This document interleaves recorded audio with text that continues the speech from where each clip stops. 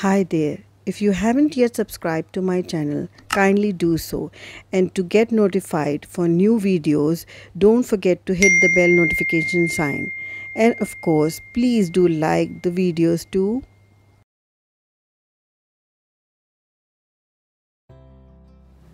अस्सलाम वालेकुम, कैसे हैं आप सब। Welcome back to my channel. मैं हूं सुबूही और आप देख रहे हैं सुबूही कुकिंग एंड व्लॉग्स। तो ये क्लिप है कुछ दिन पहले की। सॉरी, मैं बहुत दिन से कोई व्लॉग अपलोड नहीं कर पाई, बच्चों की तबीयत वगैरह ख़राब थी।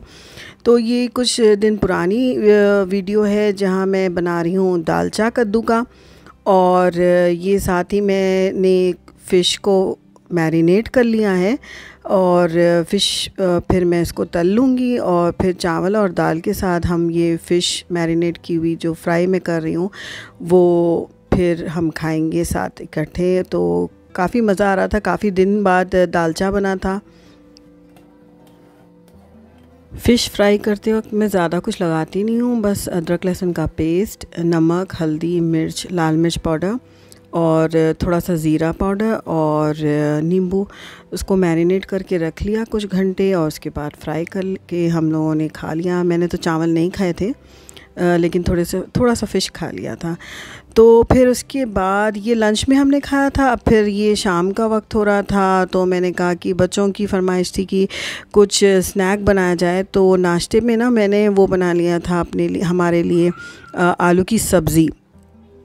तो वो आलू की सब्ज़ी मुझे यूज़ करनी थी और थोड़ा सा मैदा था मेरे पास, जो आम हम मैदे की रोटी बनाते हैं ना वो। तो बेसिकली समोसे का मैदा नहीं था। समोसे का मैदा तो आपको पता है कि काफ़ी हार्ड होता है। इंशाल्लाह उसकी भी रेसिपी कभी शेयर करूँगी। तो वही यूटिलाइज़ करना था मुझे, वेस्ट हो रही थी चीज़ें। ये मैदा इतना सारा बचा था बच्चों की रोटियों के लिए और ये इतना सारा जो है ना आलू की सब्ज़ी बची थी।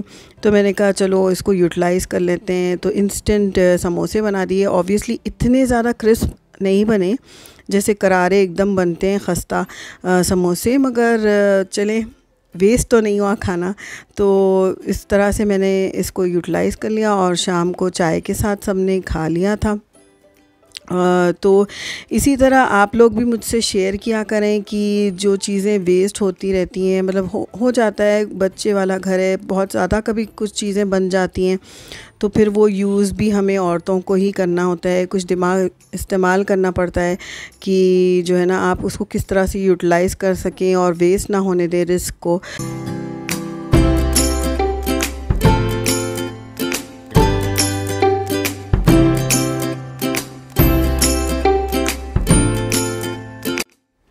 और जी फिर ये ना चाय के बाद अम्मी कुछ ये पुरानी चीज़ें निकाल कर बैठी थी, देख रही थी। तो इसमें से ना ये निकला कुछ, तो अम्मी ने मुझे बताया और कहा कि ये मैं तुम्हारी बेटी को दूंगी, यानी कि अपनी पोती को। तो ये अम्मी ने अपने कॉलेज के ज़माने में ये प्लेसमेट्स बनाए थे जो डाइनिंग टेबल पे हम नहीं रखते। तो वो अम्मी ने एज़ इट इज़ रखे थे इतने साल से। और आप ये देखें, ये जो थ्रेड्स हैं, ये जो टैसल्स उन्होंने निकाले वो अलग से अटैच नहीं किए, बल्कि इसी कपड़े में से उन्होंने बताया मुझे कि मैंने नीडल से एक एक धागे को खींच कर बनाया और इतनी नीट, इतनी सफाई के साथ किया हुआ था, इतनी डेलिकेट एम्ब्रॉयडरी थी और बहुत अच्छे से अम्मी ने मेंटेन करके इसको अब तक इतने साल से रखा हुआ था। तो मैं अपनी बेटी को बता रही थी कि तुम भी सीख लो दादी से। उसको मतलब पढ़ाई वगैरह में तो इंटरेस्ट है, पढ़ लेती है, अच्छा पढ़ती है, लेकिन इस तरह के कामों में जो आर्ट एंड क्राफ्ट के है या स्टिचिंग के है, एम्ब्रॉयडरी वगैरह में कुछ इंटरेस्ट नहीं है उसको। होता है, हर बच्चे का नेचर एक जैसा नहीं होता, किसी को इंटरेस्ट होता है, किसी को नहीं होता। तो मैं इसको कह रही थी कि तुम भी कभी छुट्टियों में अपनी दादी से सीख लिया करो। तो वो काफ़ी इम्प्रेस हो रही थी, बहुत खुश हो रही थी और उसको ये भी बहुत खुशी हो रही थी कि ये फाइनली ये चीज़ें एक दिन उसको मिलेंगी। और ये देखें, ये सारे ना 12 हैं, यानी कि 1 डज़न। तो फिर अम्मी ने ना फिर जैसे उस वक्त बनाया था उसको आयरन करके, इस्त्री करके जैसे रखा था, ये सारे देखें आप कितनी अच्छी तरह से उन्होंने इसको स्टैक करके अलमारी में रखा था और इतने साल बाद भी माशाल्लाह ये ख़राब नहीं हुए। तो फिर हमने उसी तरह से उसको फिर ना मैं देखें यहाँ पे आपको करीब से बता रही हूँ कि ये टैसल्स कितनी प्यारी तरीके से, कितनी इंट्रिकेटली किए हुए हैं।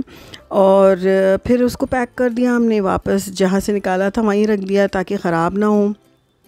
और फिर रात को मीठा बनाना था, सबको मीठा चाहिए था, सबको क्या बेटी को ही चाहिए था, उसको इस तरह की मीठे की मतलब क्रेविंग होती रहती है, उसको पसंद है मीठा खाना।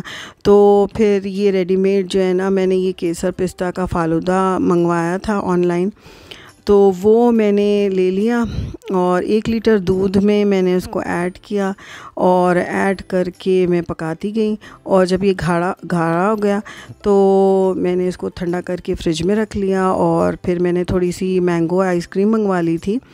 तो कोई मैंगो आइसक्रीम के साथ खा रहा था और कोई बस ऐसे ही खा रहा था, जिसको जैसे पसंद है।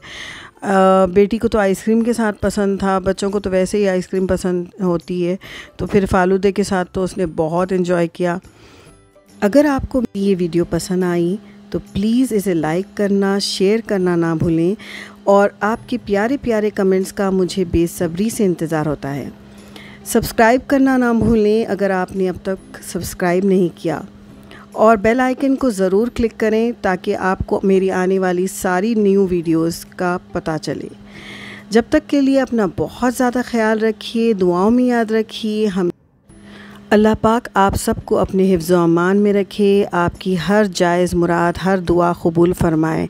जब तक के लिए अपना बहुत ज़्यादा ख्याल रखिए। Do take care. अल्लाह हाफ़िज़। बाय।